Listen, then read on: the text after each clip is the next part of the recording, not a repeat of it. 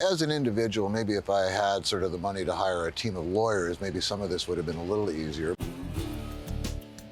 It's a very elaborate process. They want to know everything that you have done. I think that's the paramount part, within this, is they're trying to separate those that were involved in more criminal enterprises and those that weren't. And so they look at, where have you lived for the last 20 years? They want to know everything. Where you've worked for the last 20 years. Where have your bank accounts been? What are your lenders? They want to know all of the fabric of your life.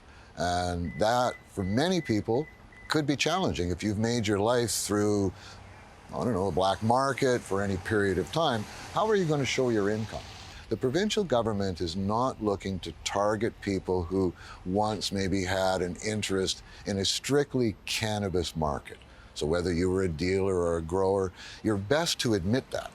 Okay? They want to know this, but that doesn't mean that they're going to push you out. But they want to know, did you have other criminal enterprises? That's really what they're looking at as trying to remove from that.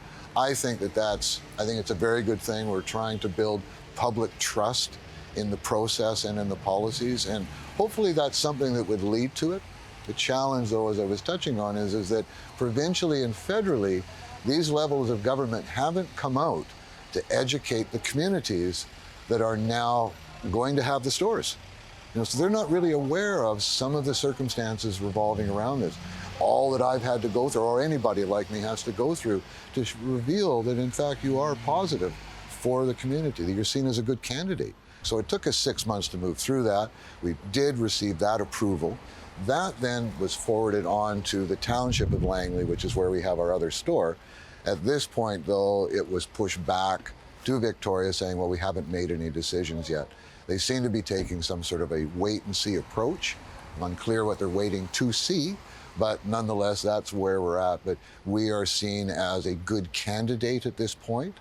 And then allowing now the city to say, okay, Hempyz has gone through the process, they've passed it, they can do all of their inquiries.